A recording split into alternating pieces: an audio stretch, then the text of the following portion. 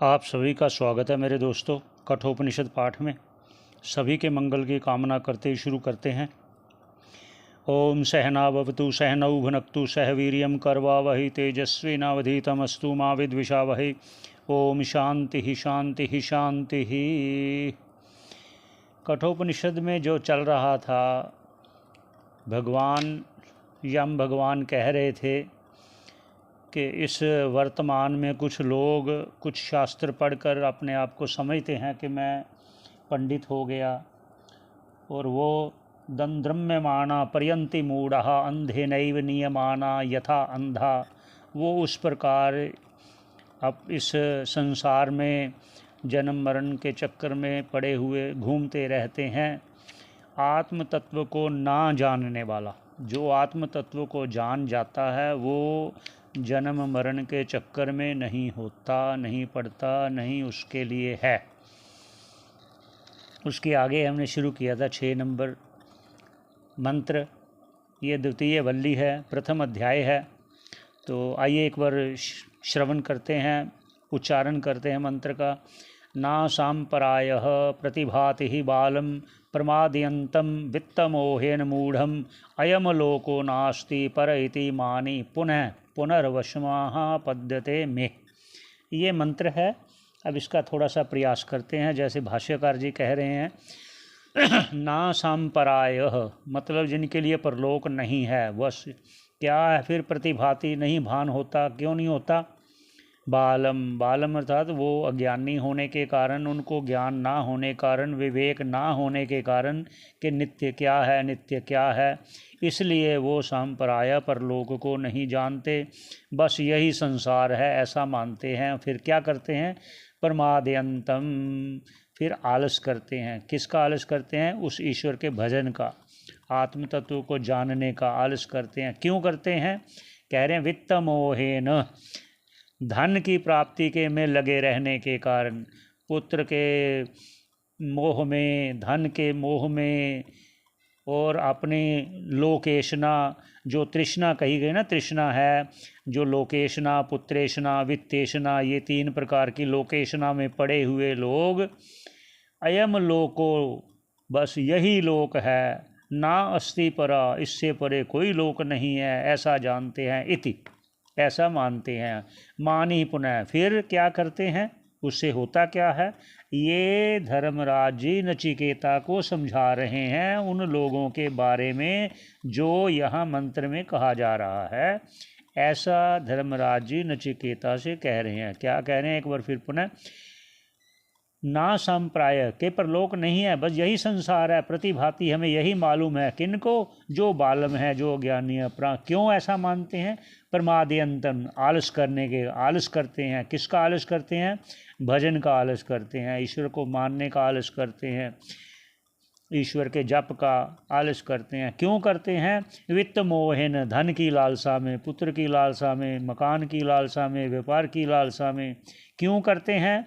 अयम लोको, बस यही लोक है, इसी में हम सब सिद्धि प्राप्त कर लें। ना अस्ति परा, इससे परे कोई लोक नहीं है। इति, ये मानते हैं। और क्या है फिर? क्या क्या होता है?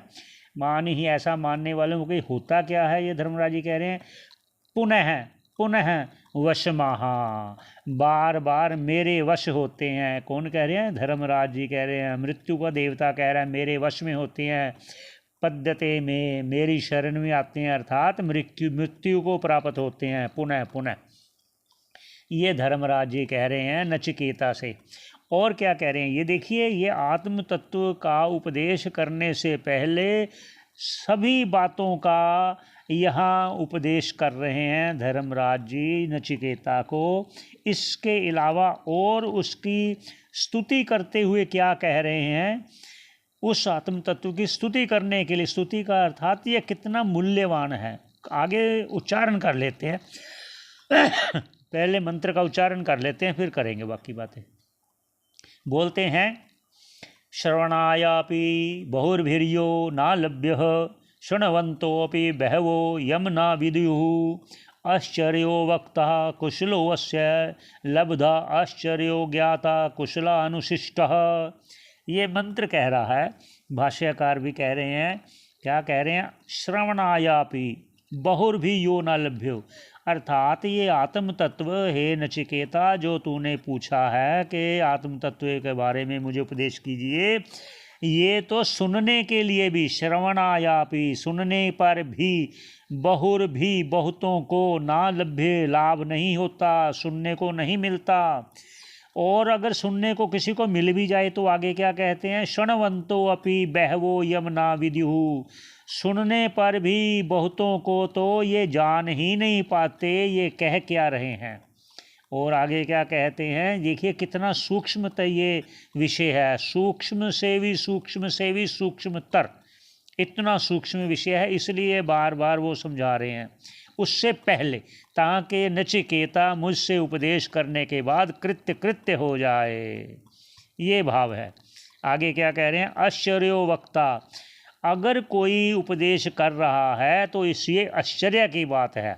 क्यों आश्चर्य की बात है कि जो मन और इंद्रियों का, शब्द का विषय ही नहीं है, ऐसा परमात्मा, ऐसा आत्मा, उसको कोई वक्ता बोल रहा है तो आश्चर्य की बात है ना। कुशलो अस्य, फिर वो तो बहुत कुशल है जो ऐसा कह रहा है। लब्धो आश्चर्य, अगर किसी ने लाभ प्राप्त कर भी लिया है तो वो भी आश्चर्य है। आत्म तत्व का लाभ बहुत आश्चर्य की बात है। क्यों? क्योंकि ये तो बहुत विरले को प्राप्त होता है।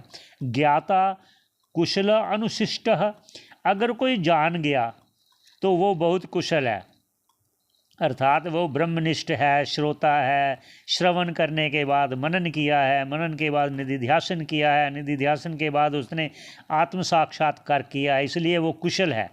और भी कहते हैं अगर किसी शिष्य ने जान लिया तो वो उपदेश के बाद कहते हैं अनुशिष्ट है, कुशल है।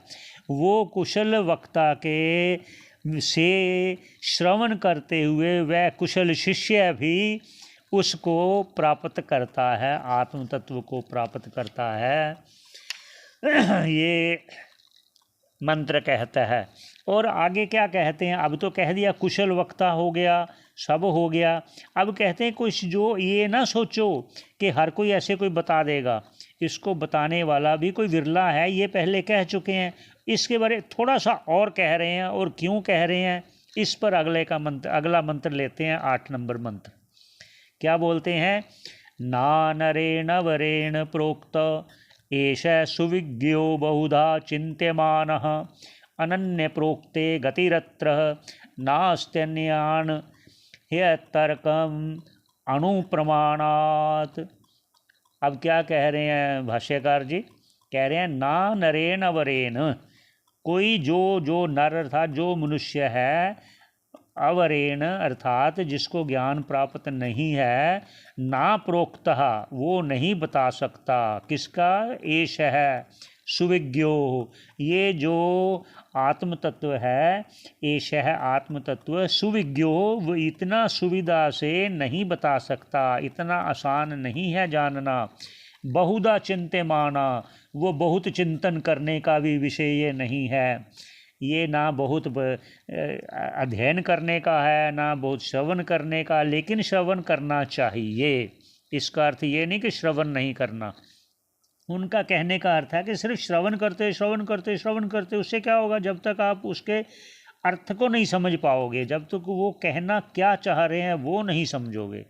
इसलिए कह रहे हैं बहुधा चिंत्यमाना भी ये आत्म तत्व नहीं जान पाता। क्यों नहीं जान पाता, वो आगे कहते हैं, अनन्य प्रोक्ते, सिर्फ वही कह सकता है, जो अनन्य भाव को है वही कह सकता है।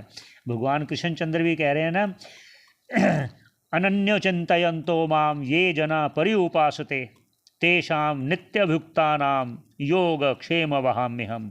जो अनन्य भाव से, लेकिन जो मेरे से अभिन्न हो गए हैं, जो मुझको तत्व से जान चुके हैं, उनकी बात कर रहे हैं। अनन्य प्रोक्ते, बस वही आपको उपदेश कर सकता है, वही उपदेश देने का अधिकारी है। भगवान नेत्र भी कह रहे हैं भगवत गीता में, क्या कह रहे हैं, उपदेक्षन्ति ते ज्ञानम, वो ज्ञान का आपका उपदेश करेंगे, वो ज्ञान का उपदेश करेंगे आपको। हे अर्जुन, कौन करेंगे, उपदेक्षन्ति ते ज्ञानम, ज्ञानी न है तत्वदर्शी न है। देखो 2 बार उन्होंने कहा, अकेला भी तो कह सकते ज्ञानी न, ज्ञानिनः तत्वदर्शिनः। अब ज्ञानी भी कहा और तत्वदर्शी न कहा, इस पर आप हमसे जुड़े रहें, आगे कहेंगे।